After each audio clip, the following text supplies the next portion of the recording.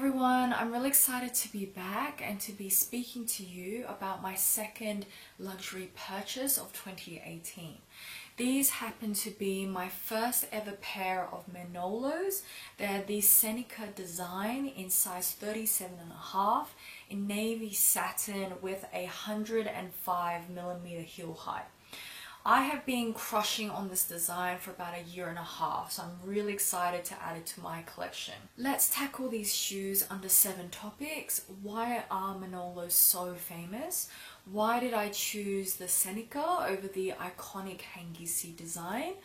Quality, fit, comfort, price, and of course my verdict. So as always, thank you so much to my subscribers for your love and your support. I have more purchases planned in the upcoming months, so we should have a lot of fun together. Let's get started. Today, the mastermind behind the label is still alive and well. Manuel Blahnik Rodriguez is a Spanish designer who studied law, architecture and art, but ultimately chose to pursue fashion in London.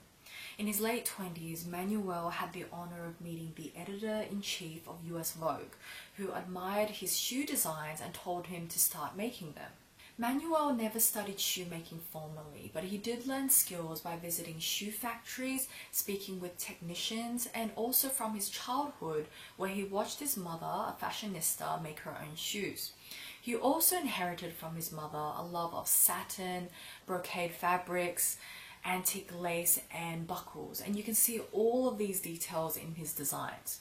Manolo Blahnik shoes are considered classic and ladylike because of these timelessly elegant and feminine details. Manuel initially began designing shoes for men, but he switched permanently to women's shoes because he found it far less restrictive for his imagination and love of fashion. The 1970s was where the Manolo brand really took off. While chunky platforms were popular at the time, Manuel apparently has a hatred for platform and wedges, so he instead revived the sleek stiletto, which to this day still remains the signature of the Manolo brand. Manuel designed shoes for British designers, he opened his first boutique, he was the second ever man to feature on the cover of UK Vogue, and also in the late 70s he began selling his shoes to America. When Manuel comes up with a new shoe design, he's known to handcraft the first prototype by himself. To this day, he has kept all of the prototypes, which apparently is about 30,000 and requires 2 adjoining houses in Bath to house them all. It's not open to the public, but let's hope that one day we do get to go and have a look at that display. Manolos are a huge part of popular culture, and their mainstream popularity can be attributed to shows like Sex and the City in the late 90s. Overall, it is considered that there are 5 Manolo classics. There's the BB Pump, which is a simple and sensible silhouette that has hardly changed since it was introduced in the 70s. There's never going to be a day where this goes out of style. The Swan Pump, which was worn by Bella Swan in the last Twilight movie for her wedding. Campari Pump, Chaos Sandal, Hengisi Pump, worn by Carrie Bradshaw in her Sex and the City wedding, and created the trend for brides around the world to wear coloured shoes on their wedding day. It is worth noting that celebrities like Kate Moss chose to wear Manolos on their wedding day. So even though the brand is no longer at the forefront of innovation, it does hold its status as the ultimate elegant wardrobe staple which stands the test of time. Manolos actually slumped in popularity about 10 years ago when the super loud designs of Kirkwood, Atwood and Louboutin became mainstream.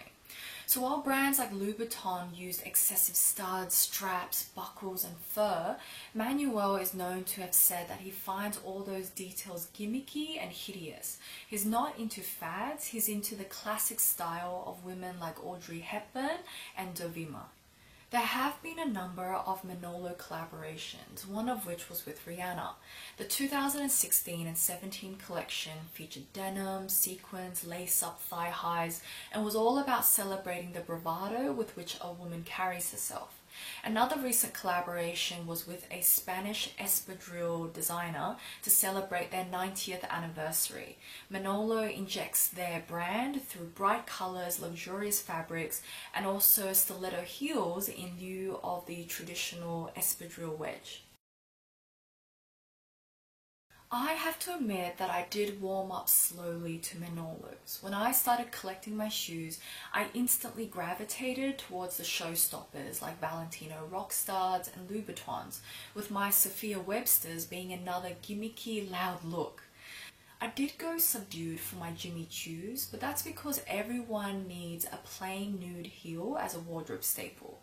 And I have to admit that out of my entire heel collection, my favorite is still probably my Gianvito Rossi Plexis because of how it elegantly deconstructs the traditional shoe enclosure and gives the illusion of minimal coverage. I was not drawn to Manolos when I first saw them, even the super iconic Hengisis, because I felt that they were so classic, that they were conservative, and I dare say even a little bit boring.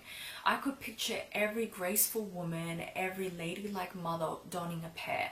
I just wasn't sure if I wanted to fit myself into that mold. Even with all the bright colors and the luxurious fabric and the Swarovski, it just felt a bit old school feminine without an element of surprise. That's when the Seneca entered the scene and completely caught my eye. I love a pointed toe. I love the clean, simple geometry created by the straps. I love how the crystal embellishment has been relocated to the very center of the shoe and appears to float above your skin. I love the contrast between lots of visible skin up top and a conservative closed toe. To me, it feels like there are many exciting details in this shoe, all bundled into one, and it works. In all truthfulness, a satin shoe is a big step for me.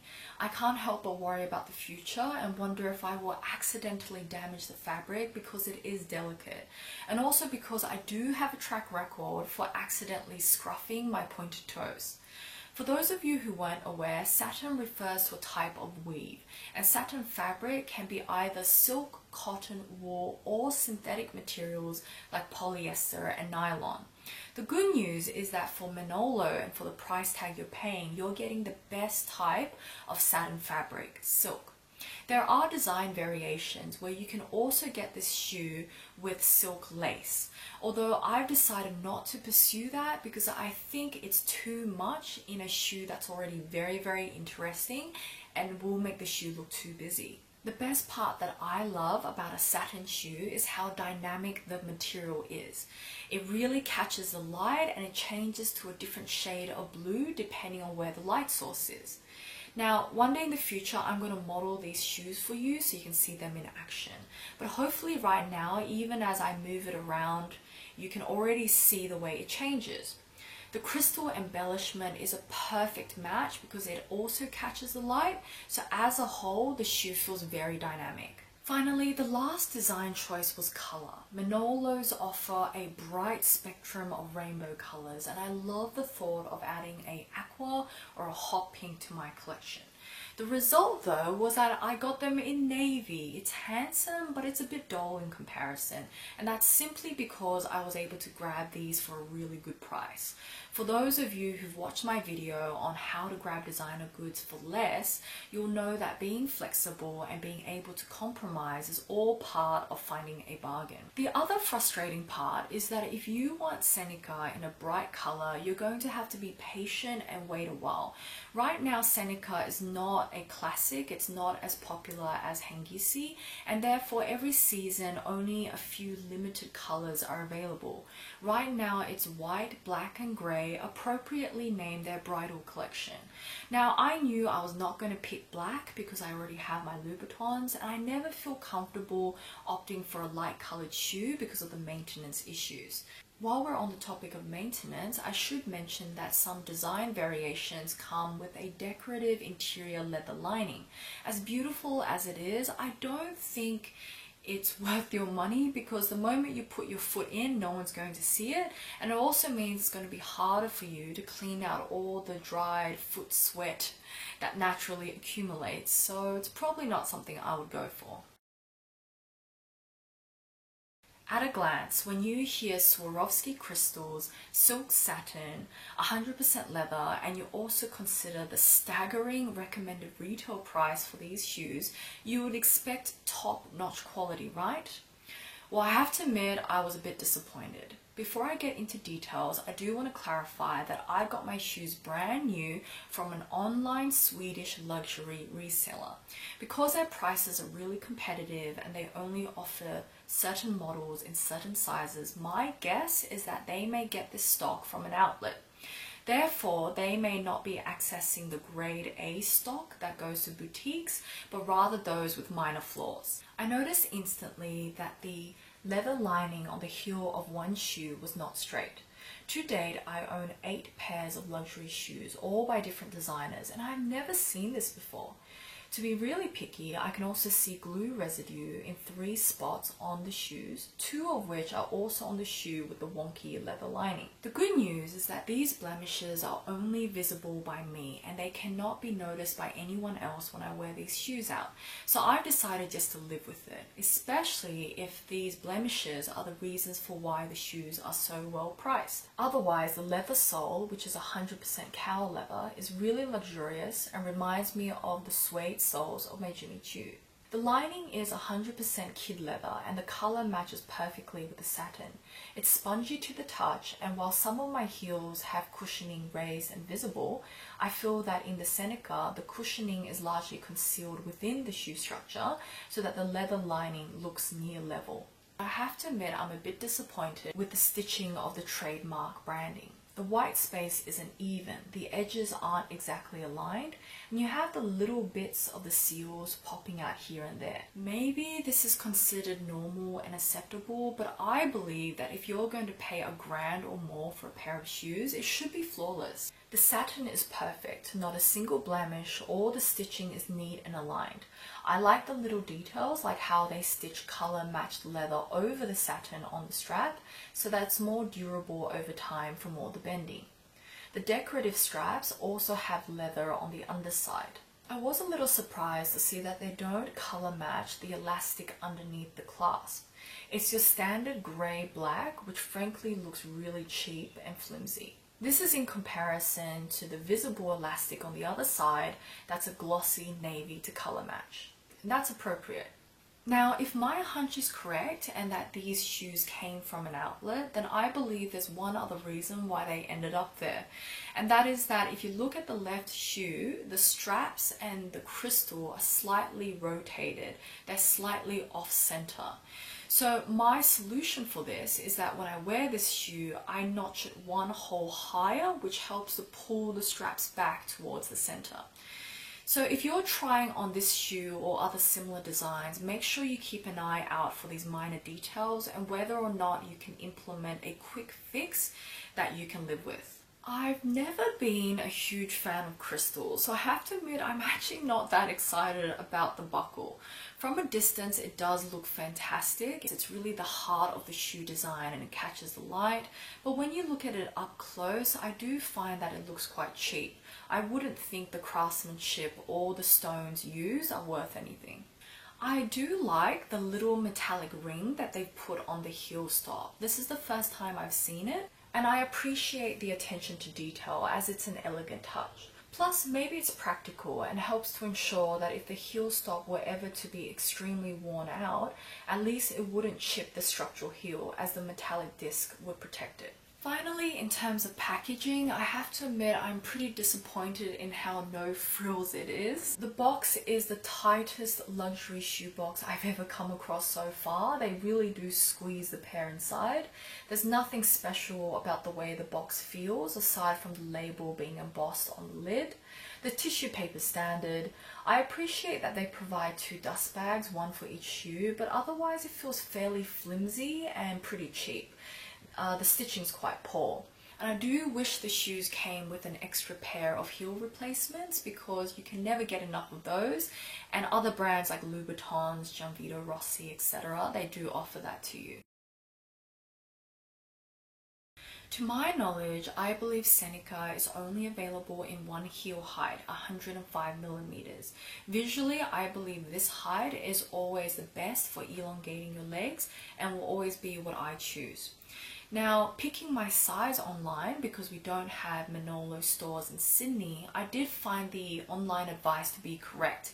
And that is that these shoes tend to run small, so buy half a size larger than what you would normally get. So as a result, I chose 37 and a half. I think it's perfect for me. They don't pinch my toes in any way. It is worth mentioning that the cut of the shoe is quite revealing and shows quite a lot of toe cleavage. It's a look I've never understood, but I'm sure real foot fetishists out there and shoe fetishists out there can appreciate it and understand it. It's also worth noting that the height of the enclosed toe area is quite high. So as a result, especially when you look at this shoe from an angle, you'll notice there's a gap between the top of your toes and the underside of the toe enclosure area. I assume this is an intentional design decision because you get quite dramatic shadows, quite dramatic lines, which make the shoe look more sculptural, especially when it's separated from you. In 2011, a New York Times article stated that Manolos are so comfortable you could wear them to scale Mount Everest, and other women online have reported that they have run in their Manolos to catch a taxi. I have yet to have an event where I get to wear these shoes all day long, but so far, based off first impressions, I think they're good. First off, they don't pinch my toes in any way, which is a problem I do experience in my Valentino Rockstars and also my Gianvito Rossis. I should clarify that with both of those shoes, the sizing is correct, so that's not a factor. The Rockstars are exactly my size, and the Gianvito Rossis are actually half a size too large. The roominess of the front toe enclosure means that none of the fabric is rubbing against my skin, so I have far less chance of developing blisters. And also standing in these shoes, especially because of the way the straps snugly bound against your foot, I feel a level of support and stability. Aside from the conservative old school look of the Manolos, there was one other factor that held me back: price. The Seneca is one of the cheaper Manolo models, but even then it's 845 euros, which if I strictly convert into Australian currency, you're looking at more than 1300. If you're on the website and you actually update your location, so it looks like you will order directly online from the company, then the price increases by another 300. And I think this may be because of Australia's custom import taxes. The good news for Americans though is that when you update your location in the world, you actually get a $100 discount compared to the strict euro price conversion. So, if we look at the Australian recommended retail price for these shoes, which is more than $1,600, that puts it as the most expensive high heel in my collection. I'm not going to include my Louis Vuitton Style Trail boots here because they are boots. Then one very happy day, I stumbled across this Swedish online luxury resellers website, Savannah's. Overall, it seems to be a relatively small operation with negative reviews mainly about the lack of customer service. However, if you manage to buy what you want and buy it at the right size, you're going to be very happy, and I'm 100% in that category. So in the end, I paid, inclusive of all taxes, just over $1,000 Australian. It was $14 for FedEx international shipping, which arrived in 3 days. When I received my shoes, I realized the way they got past me paying additional taxes at customs was because they declared the value of the shoes to only be $300, so it was underneath the threshold. This is not unusual. A lot of the reseller websites will offer you the service of underquoting the item's value so that they can pass on to you a saving. Yes, the heel leather lining is a little bit wonky on one shoe, and the crystal strap embellishment is a little bit wonky on the other shoe, but overall I'm really happy because I got my dream shoes brand new for almost 40% off recommended retail price. For those of you who are going to check out their website, I do recommend you keep an eye on their outlets tab, because here they have all the shoes on sale in a lot of sizes as well. I dare say that right now this is actually my favorite luxury website. So everyone, to wrap up, do I think this shoe is worth it, and do I recommend it to you? To me, I believe the Seneca is a repeat situation of what happened to Balenciaga's Lady handbag. As my subscribers would know, I adore the design of the Lady bag, but it has made a ripple of an effect on the market and has been so unpopular that it's now being discontinued. To me, the Seneca design is absolutely superb. It's sexy, exciting, elegant, all wrapped up in one, and yet it seems to go completely unnoticed in fashion circles. Hello everyone! Why is no one looking at this shoe? As much as I love the Manolo philosophy and emphasis on handcrafting exquisite classics, I have to admit that for this very premium price tag, I'm disappointed in the crude packaging and manufacturing errors. As I've mentioned, my theory is that Savannah's get some of their stock from the outlet, and as a result this may justify the imperfections.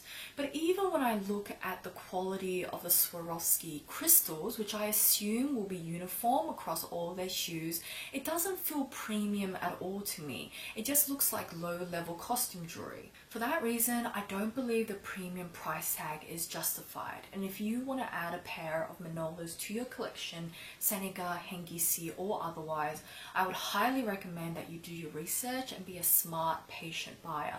Try as much as possible to be flexible in regards to what color you would take, because that will increase your chances of finding a bargain. As much as I love the thought of something fun and happy like an aqua or a hot pink, I have to admit it's a lot more difficult to coordinate those colors. So ultimately, looking back, I'm pretty happy I got it in navy. Navy is one of those neutral color tones which will work with about 90% of your wardrobe, and I value that versatility, especially as I grow older and I assume that my style of dress may become more conservative. Ultimately, bright colors are really fun and great statements, but neutral colors I find are more elegant and timeless. So everyone, that brings me to the end of my second detailed shoe review. As you know, with my shoe videos, I'm always experimenting. I'm always trying different formats to see what works best, so I welcome your feedback.